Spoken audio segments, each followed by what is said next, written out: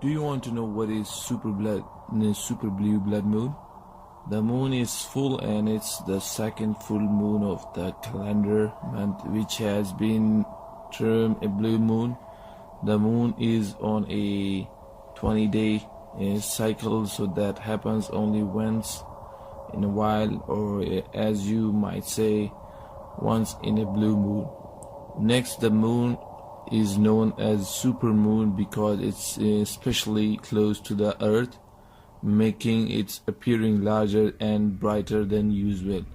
The moon doesn't orbit earth in perfect circle. It's an ellipse, which means there are times during the orbit that it is thousands of miles closer to earth than others. Brain Day of NASA Ames Research Center tells NPR that during these times the moon can appear 17% larger than it does at its furthest point in its orbit. Most interesting to scientists, however, is that this is all coinciding with a total lunar eclipse. That's why this is also called a blood moon. They says as the moon makes this close to full moon approach to earth, it's going to pass through the earth's shadow, and the earth's shadow is going to cause the moon to appear a deep red color.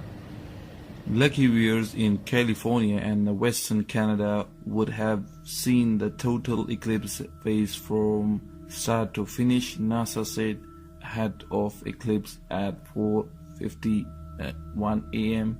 totally will begin, with the best viewing between about 5 and 6 a.m. local time. The totally phase ends about 6:05 a.m. For those with the telescope, they recommended checking out the moon's surface under the lunar eclipse is red filter and the supermoon extra close, extra bright conditions. What can scientists learn?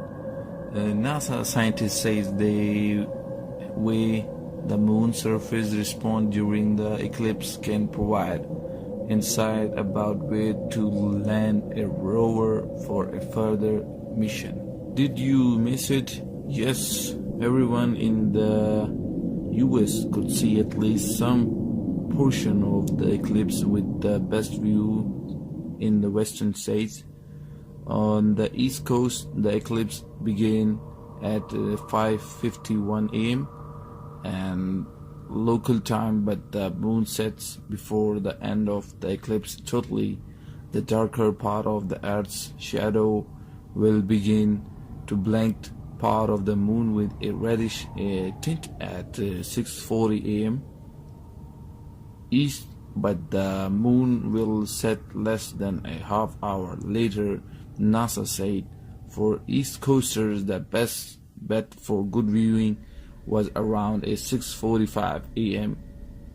It was easier to see in the central time zone because the moon will be higher in the sky when the eclipse began. The red shadow was observable by 6:15 a.m.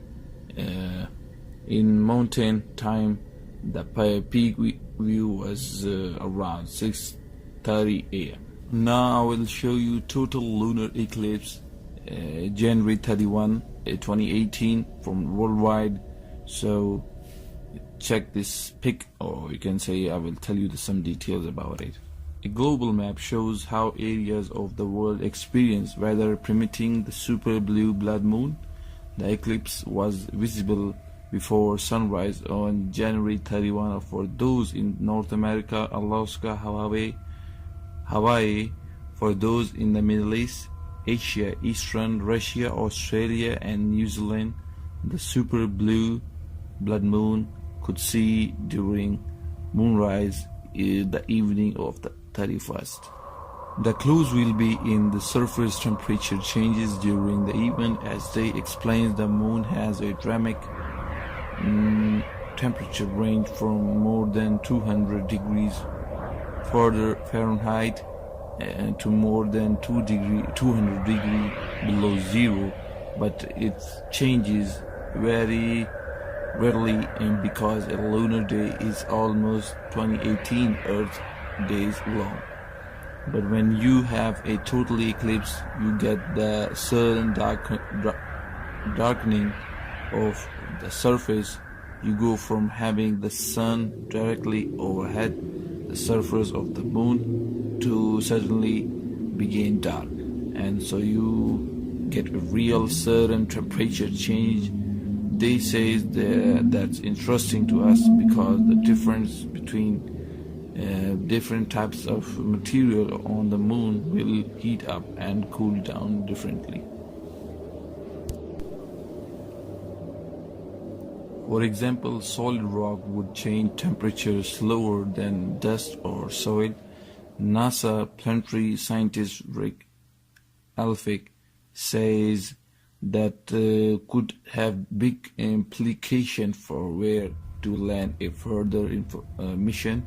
If you want to land someplace, you want to be sure you land someplace that is safe and relatively rock-free, but you also want to land someplace that you know your footpath are not going to sink in 18 inches or 2 feet or something like that and give you a bad day, Alphick says.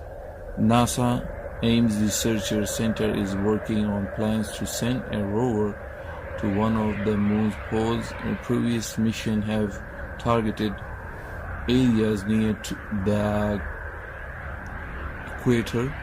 The poles are thought to have major deposit of water ice, and a mission could map out these potential resources, which could be crucial should humans return to the moon. Scientists often have a couple of the opportunities annually to take these measurements during total lunar eclipse. If you weren't able to see the super blue blood moon in person, you can check out our photo gallery above or see a video in NASA TV. You can watch on the YouTube channel NASA. You can search it and you can watch the full video. So that's the video, and thanks for watching. Stay tuned with us, and please hit the like button if you like the video, and share your thought with us. What do you like about this video and what do you want to see more in our channel? Take care, see you, bye bye, and ciao ciao.